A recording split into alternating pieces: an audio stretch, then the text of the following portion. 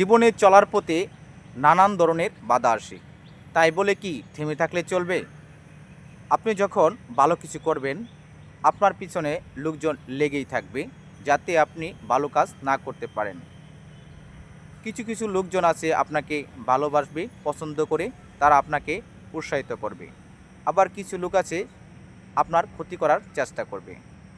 আপনি পিছন ফিরে তাকাবেন না, ভালো কিছু করার চেষ্টা করুন, এগিয়ে চলুন আপন গতিতে।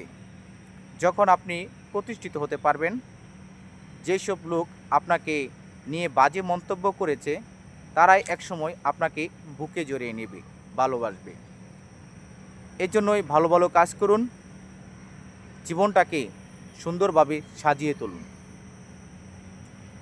অনেকেই অনেক কিছু করেই প্রতিষ্ঠিত হয়েছে, আপনিও ভালো কাজের মাধ্যমে প্রতিষ্ঠিত হওয়ার চেষ্টা করুন।